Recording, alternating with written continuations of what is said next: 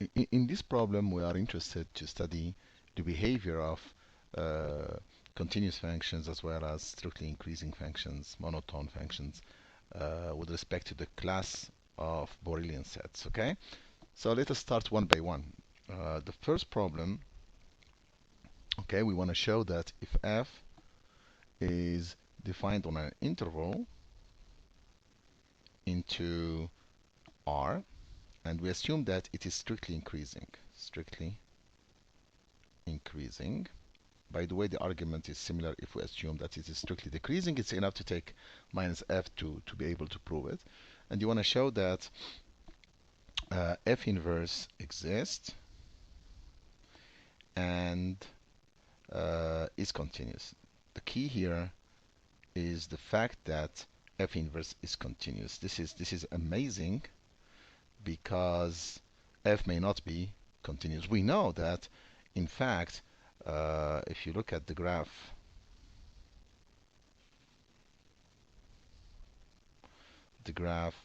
of an increasing function, so this is the point. So you may have the image here, but you do have a jump. So you have a left limit, right limit, but you do have a jump at that point, and the image even is in between, which means that in the range you're going to have an isolated point. So this point here is isolated. There is nothing in this interval. So it's amazing how the inverse is continuous, knowing that the original function that we have may not be continuous. And this is an argument. If you look around on the web, you can find a lot of proofs of this problem, but many of them are not correct. Okay? There is a proof that is topological in nature, but here I'm gonna give an analytical proof, okay, of this result. So first, what happens? So f is strictly increasing,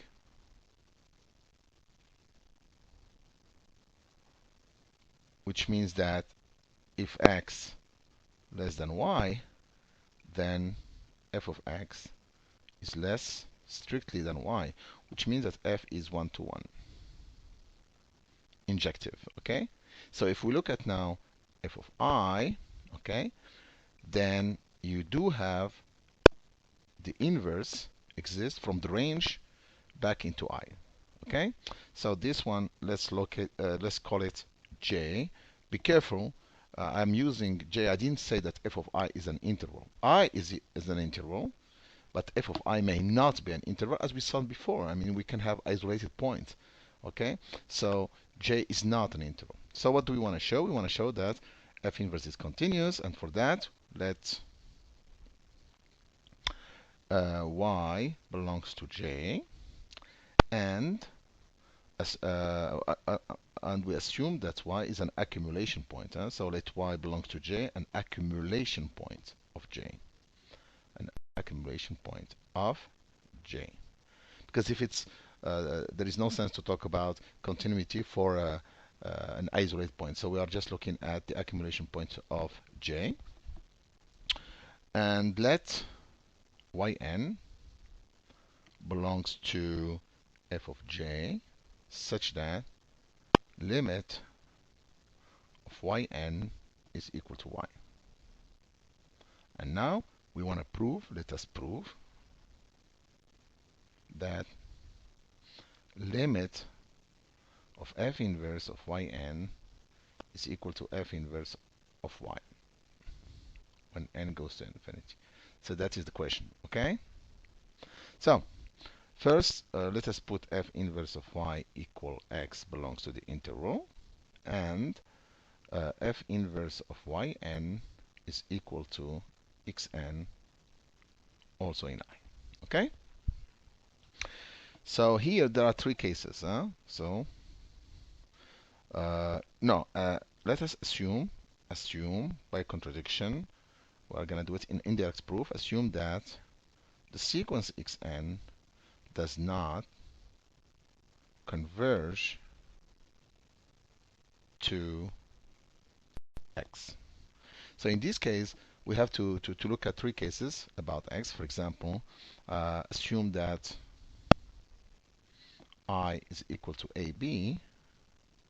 Okay, that's your interval, closed interval. And we have three cases. So we have case 1, that x is equal to a.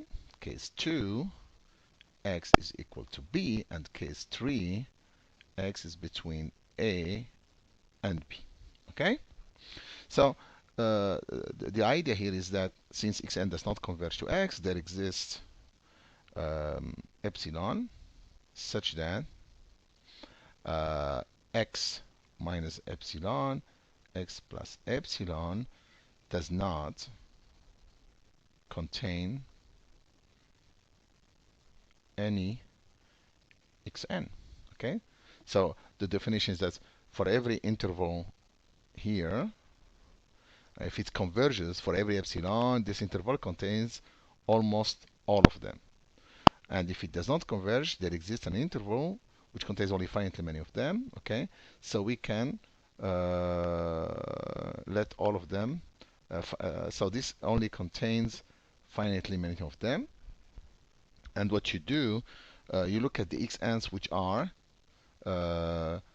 different from x, and then you look at the tail because only finitely many of them. So we can look at the tail, and for n, and for n greater than certain n0, okay? Because there are only finitely many of them inside that one, okay? Uh, or one can say just that there is a subsequence which does not belongs to, they don't belong. Okay, we can do it by argument by subsequence, okay? In other words, what we have is, to be a little bit more precise, we can even say that we have a subsequence, in this case, for every n. Okay? Great. So it's just a subsequence that are not in that interval. Okay? Great.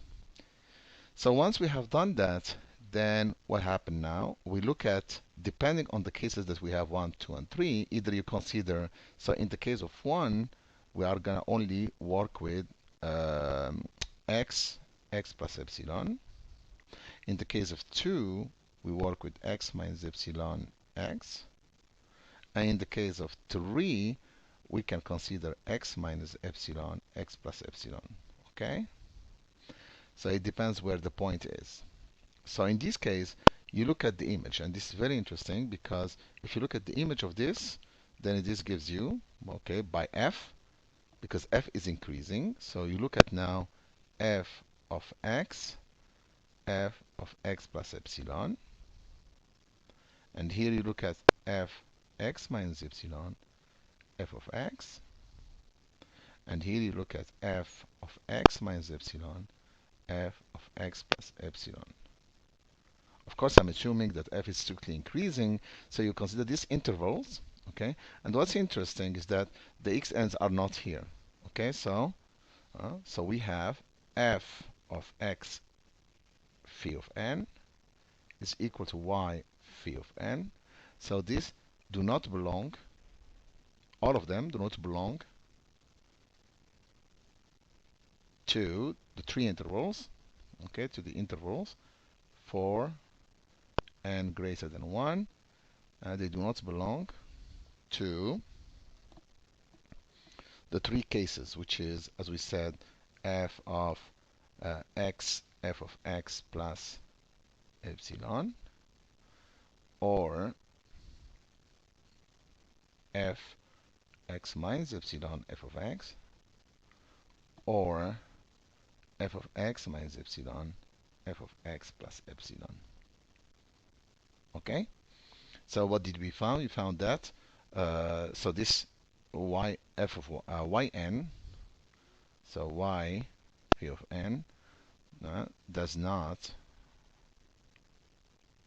converge to f of x, which is equal to y. Okay, so of course these are, because f is it's very important that f is strictly increasing, because what we have here in this interval is that we have, for example, for this one, we have f of x which is less than f of x plus epsilon. Okay? And for this one, we have f of x minus epsilon is less than f of x. And for this one, we have f of x minus epsilon is less than f of x plus epsilon. So it's very important to claim that you do have now a neighborhood around f of x or y. Okay, so strict increasing is very important in this case. Okay, so this proves the first case. So this is your contradiction. So the first problem is proved, and now we go for the second problem. So we want to show that if f is continuous, so we're I into R, I is any subset of R, and we assume that f is continuous. And we want to show that for every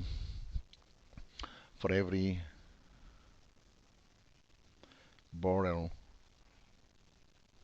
subset B of R, f inverse of B is a Borel set.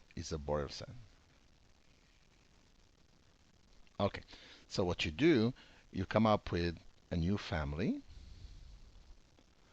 of subset of R such that f inverse of B is a Borel subset of R. Okay, so since f is continuous, we know that f, the inverse image of an open set, is open set. So this contains the open sets. Okay, next we know that if you take the inverse of the union of En, Bn, this is the union of f inverse of Bn, and f inverse of the complement of a set is the inverse of B complement. So these are just properties of the inverse images with respect to the union and the intersection. Okay, so this tells us what? That this family F, okay, is invariant or stable by countable union. Okay, so it is stable by countable union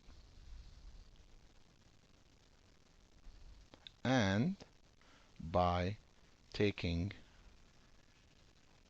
the complement. So F is a sigma algebra of subset of R, which contains the open set, Since the family of Borelian sets is the smallest sigma algebra, which contains the open set,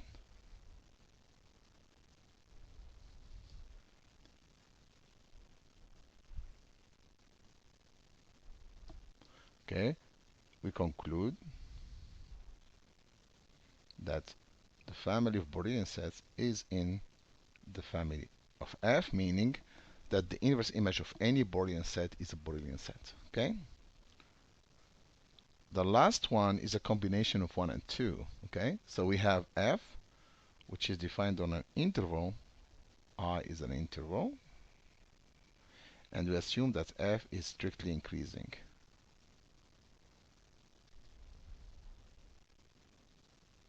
So from 1, we know that F inverse is continuous. And from 2, we know that if you take any Borelian set, okay, and you take the inverse image of the inverse of F, so you take F inverse, and you take the inverse image of B, so this is Borelian, provided B is a Borel set or Borelian. Except that the inverse image of the inverse function is exactly the direct image of B. So what do we have?